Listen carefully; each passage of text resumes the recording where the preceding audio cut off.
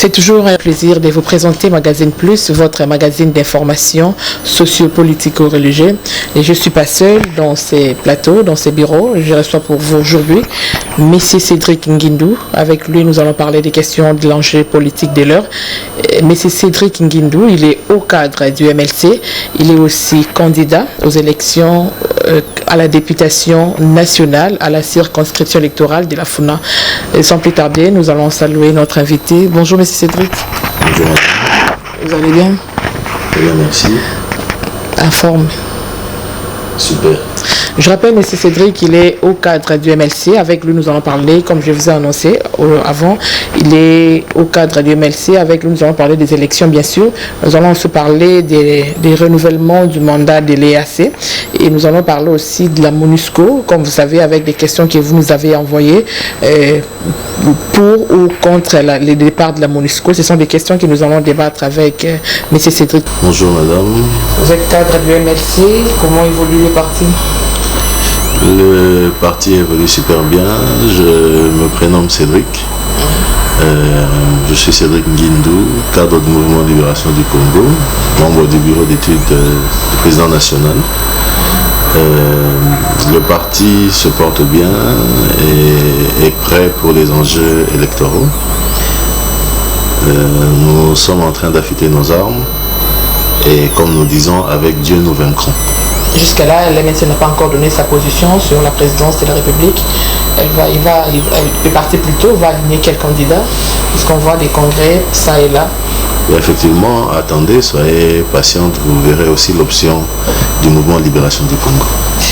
Ok, M. Cédric Nguindou, vous suivez de près l'actualité politique de l'heure. Vous avez suivi, il y a de cela 24 heures que le mandat de l'EAC est renouvelé de 3 mois. Pensez-vous, avec le renouvellement de ce mandat, il y aura la paix dans l'est de la RDC, mais aussi la récupération des Bunagana? Je pense que, en ce qui nous concerne, nous devons avoir foi en la République. Les options du président de la République, la vision du chef de l'État, devraient nous servir de base pour émettre nos opinions. L'option de l'EAC n'a pas été faite de manière aléatoire. C'est à l'issue d'une stratégie, d'une vision que la République démocratique du Congo a opté de fédérer dans la diplomatie au lieu de automatiquement tomber dans ce qui est facile, c'est la guerre.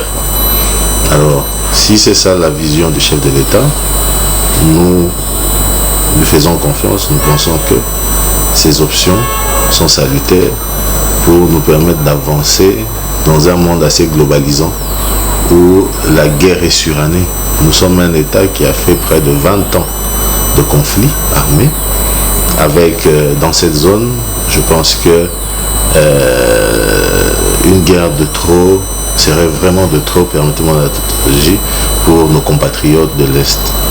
Alors pour moi, je pense qu'il est important de nous ranger derrière les options politiques du chef de l'État, lui, garant de la nation, qui a beaucoup plus d'éléments, d'informations qui lui permettent de nous orienter vers ce renouvellement. Sur la même ordre d'idée, on parle des départs de la MONUSCO. Il y a des gens qui sont pour ces départs. Il y a d'autres populations, quand je dis pour, c'est-à-dire la population de ces coins, on veut assez que la MONUSCO puisse partir. Et vous, étant politicien, vous êtes, comment dirais-je, êtes-vous pour ou contre les départs de la MONUSCO? Je pense que l'intervention de la MONUSCO est jusque-là une présence assez fade. Ouais, c'est comme un repas sans sel. Ouais, c'est comme ça que l'impatience de la population voudrait voir le départ de toute la MONUSCO. Par contre, comme je venais de le dire tout à l'heure,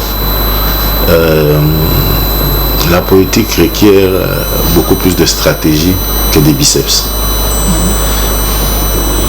Je pense pour ma part, si c'est pour écouter les compatriotes, je voudrais que la MONUSCO puisse, par elle-même, faire une évaluation qui soit distincte de toute influence inutile. Il faudrait se remettre en question pour comprendre c'est quoi les attentes au lieu d'imposer une forme de solution qui ne correspond pas au problème. La population est en droit de réclamer, mais en tant que leader politique, le chef de l'État lèvera une fois de plus l'option qui sera salutaire pour la République, d'autant plus qu'il est, si pas le seul, à avoir le maximum d'informations sur l'implication et l'importance de la mission en RDC.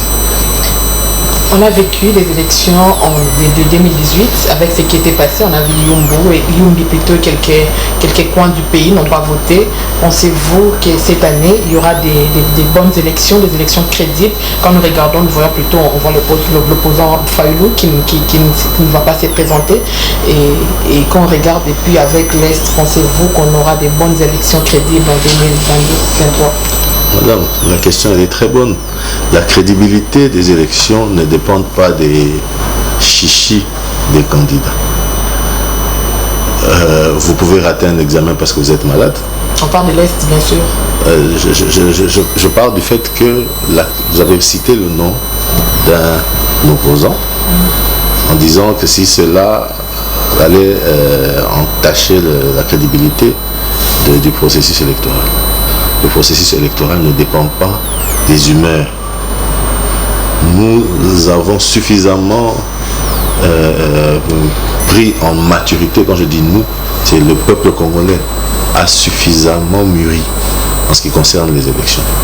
Nous sommes dans notre 4e cycle électoral. Je pense que même ceux qui étaient il y a 20 ans mineurs, aujourd'hui, ils sont assez rodés dans ce qui est du processus électoral. Nous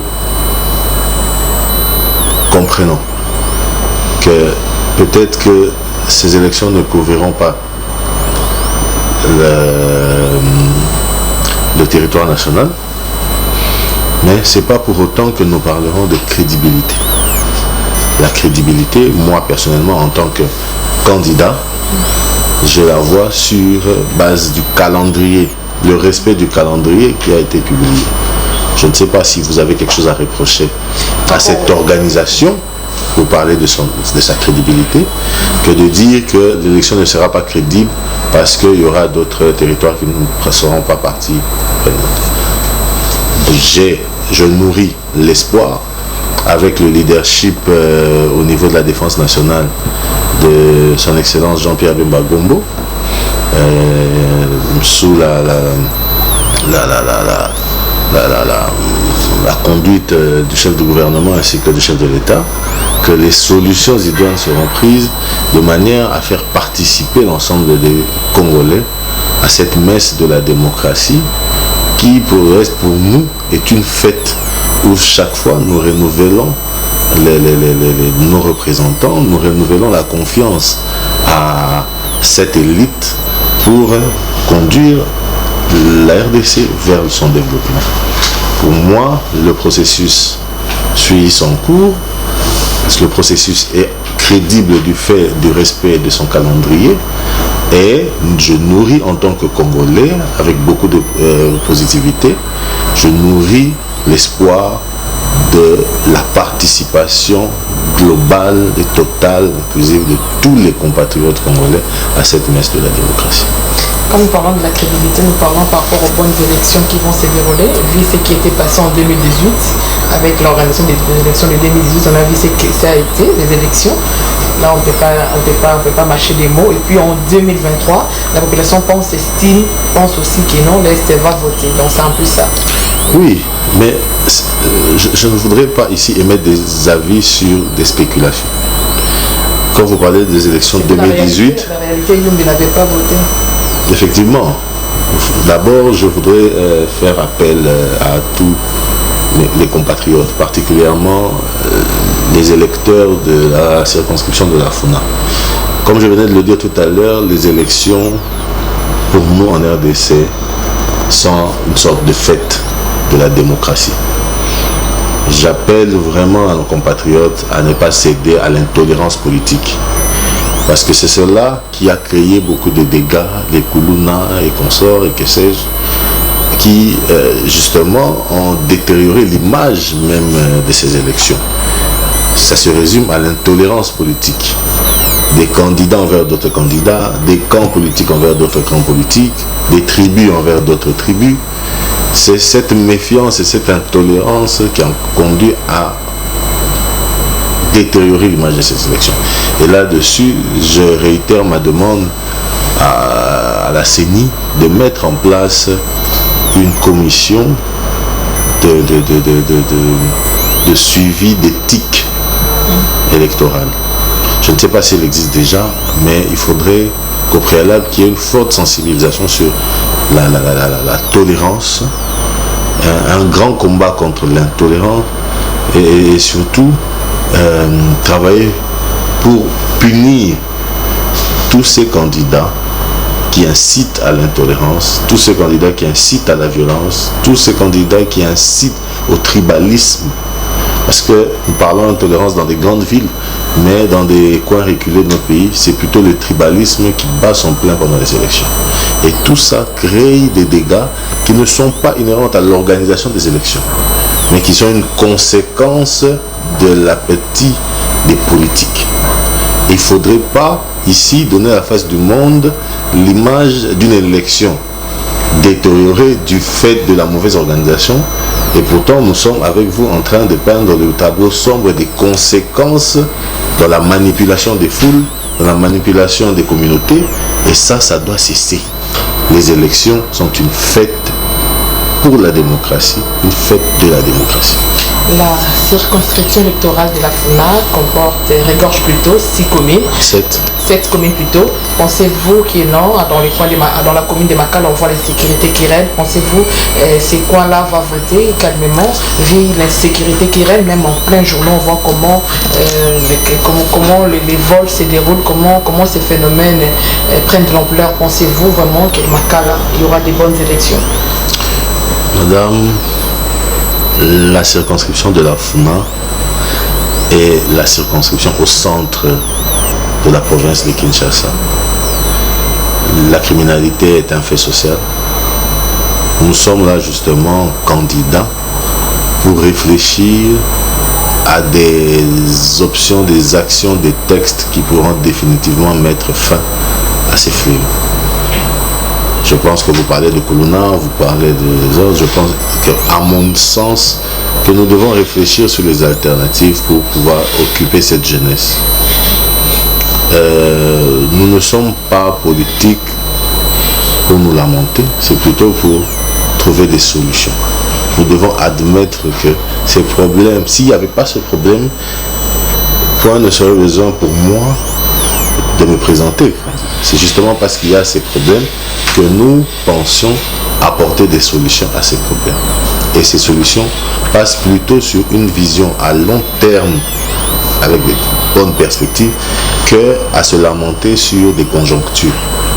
Alors c'est pour ça que je pense que la circonscription de la FUNA, comme beaucoup tant d'autres, est une bonne circonscription, une circonscription importante, majeure, au centre de la province capitale, qui se porte bien, pour lesquels nous, moi Cédric Nguindou, je me suis porté candidat pour apporter des solutions justement à ces fléaux qui sévissent dans ma circonscription. Par contre, je ne vois toujours pas le lien avec les élections. J'ai dit tout à l'heure que c'est l'intolérance, la manipulation des politiques qui mène à des troubles. Ce n'est pas du fait de la mauvaise organisation des élections, mais c'est une conséquence de l'organisation des élections. La crédibilité de l'organisation des élections n'est pas entachée, d'autant plus que certains politiques mal intentionnés usent de la manipulation, puisque à défaut des discours, à défaut d'un profil requis, il s'adonne à des polémiques et à une distraction justement en manipulant cette jeunesse.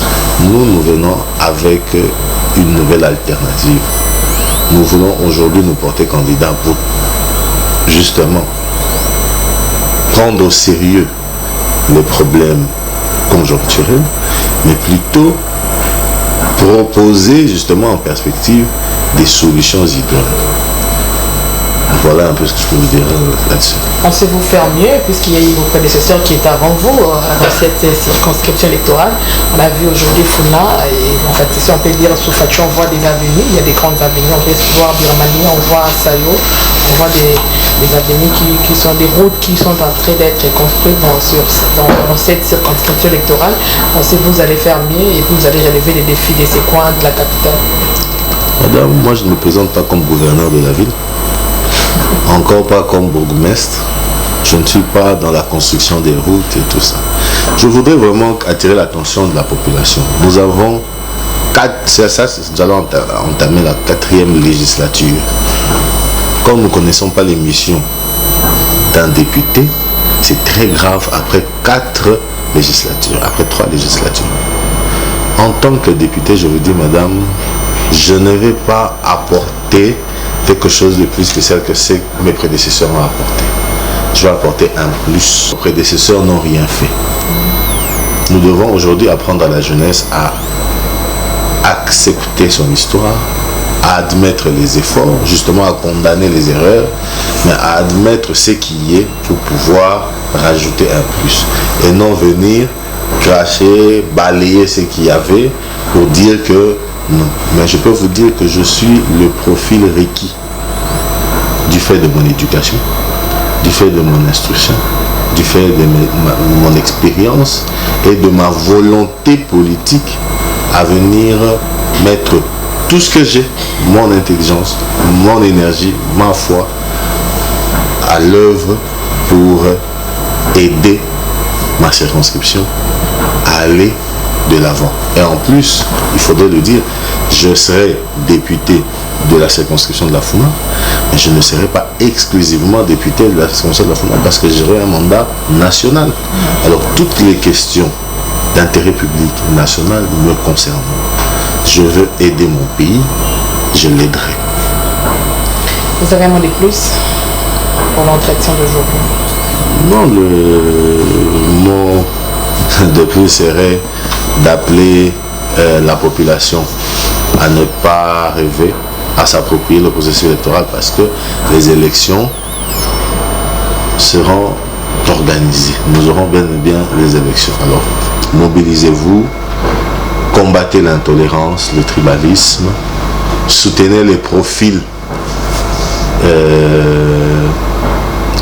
requis importants. Il ne faudrait vraiment pas que nous tombons encore dans cette erreur des législatures passées où, à cause de notre conjoncture, nous avons bradé notre avenir. Les ponts, les cadeaux, tout ça, c'est bien beau. Mais il faudrait aussi statuer avec les candidats sur votre avenir. Et de manière concrète, pas des discours. Travaillons de manière à mieux tracer notre avenir. Alors moi j'en appelle à la base de la Funa à vraiment m'apporter aussi leur point de vue et je pense à travers vous, ou peut-être que je pourrais donner un numéro de téléphone ou un lien où les gens peuvent donner aussi leurs recommandations. Les gens pourraient nous accompagner à élaborer des textes de loi sur base des réalités qui existent et au moment opportun, puisqu'il n'est pas encore le moment de la campagne, nous aussi nous allons mettre à la place publique nos ambitions, nos idées, nos pensées pour aider le pays à aller de l'avant. En tout cas, je vous remercie. Je ne sais pas si nous sommes à bout de notre... Comment les gens peuvent vous contacter? Vous avez un bureau à la Funa? Oui, j'ai des bureaux à chaque commune de la Funa. J'ai un bureau à Kalamou, à Makala, Bumbu Selembao, à Ngiringiri et 2 points de rencontres à Bandal et à Kasavubu. Mais particulièrement, je pense que dans les réseaux, que ce soit sur Twitter, sur Facebook, sur Instagram ou sur quoi que ce soit, vous pouvez me trouver, c'est Cédric Nguindou. Je ne sais pas, dans d'autres, on écrit moi la Funa, mais certainement c'est Cédric Nguindou, et là vous pourrez m'écrire. Sinon, j'ai un numéro, et je demande vraiment à ce que les compatriotes comprennent que la démarche républicaine que nous sommes en train de mettre en place n'est pas une démarche d'aide sociale. Le pain, nous pouvons donner, le poisson, nous pouvons donner, mais notre idéal à nous, c'est de pouvoir donner le travail, c'est pouvoir développer ensemble des idées pour atteindre des bons résultats pour la République. Alors, c'est le 09 98 625 448. Merci beaucoup, M. Cédric, d'avoir répondu à notre préoccupation. Je vous remercie. C'était M. Cédric Nguindou qui était notre invité de ce soir. Il a répondu aux questions d'actualité. Et quant à moi, je vous retrouve à très bientôt. Restez branchés au programme de ces magazines. Merci.